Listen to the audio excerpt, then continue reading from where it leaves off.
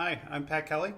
Okay, in this problem they give us a lot to start with, and here's what they ask us to do, is they give us this function f of x, and they've also given us the second degree polynomial that's going to approximate that function at the value for us c equals 1. We're asked to graph those two functions on a graphing utility, and then also to fill in this table. Right? So grab your graphing utility, and for me here then, on mine, you want to make sure you'll enter for y sub 1, the 4 over square root of x, and for y sub 2, that's our second function. Okay, so go ahead and enter all of that in. I'll wait for you. Okay,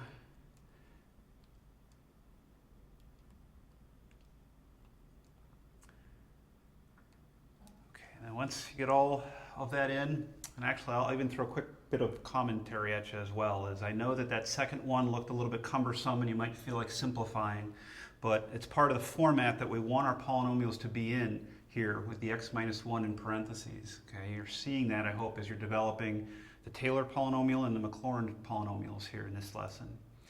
Okay, so if you have your y sub 1 and y sub 2, I'm going to go ahead on the graphing calculator and the graphing utility and graph. All right, what you should be seeing here, this is the visual, is that at specifically that value of 1, those two graphs are right on top of each other. And not just that they have the same value right there, but they're really behaving very similarly. So in terms of like how fast they're going up or how fast they're going down, the slopes, those are the same. Okay? All right, the second thing they asked us to do was to fill in this table. And now because we have our graphing utility going and we already have these two functions entered in y sub 1 and y sub 2, filling in this table is not going to be too difficult at all. What I'm going to do is, if you have some kind of table setting in your graphing utility, that's a good place to change the independent variable. If you have it on auto by default, switch it to ask. That's going to allow us to put in these specific values for x that the table wants. So I have that on mine. Now I'm going to go to the table, and for my first x value here in the table, I'm just going to enter the 0 that they want. And for my y sub 1, I get an error. Hope you can realize that the error is actually a situation where the function's undefined. We were trying to put a 0 in right there. And for the y sub 2, for me, I'm getting a 7.5. I'm just going to go right across this table. My next independent variable value is 0.8, so I'll enter 0.8. And I'm seeing 4.4721. And I'm also seeing 4.46.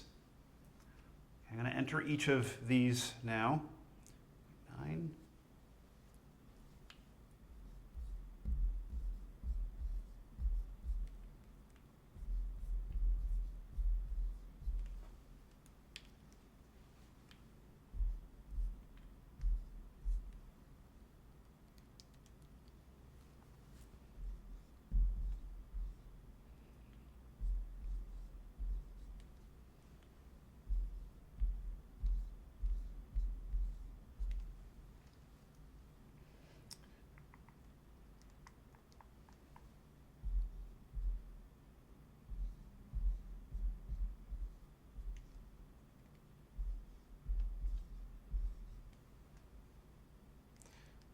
Finally, I'm entering my value of 2.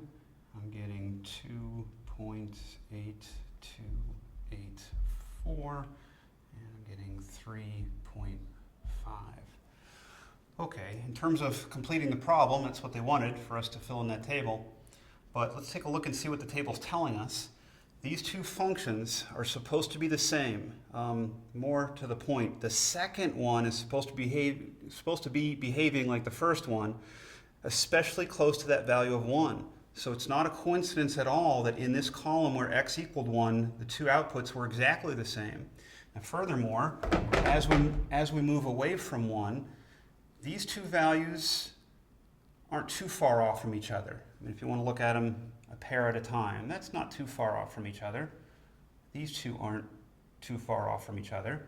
But as you move farther from 1, Now we're getting still close, but starting to stray a little bit. Still close, but starting to stray a little bit. And farthest out, farthest away from 1, these two, when you compare them to each other, they're starting to get different, as well as here. Actually very different because of that undefined situation. Right? Okay, that's what they wanted for this problem. Thanks, and I hope that helped.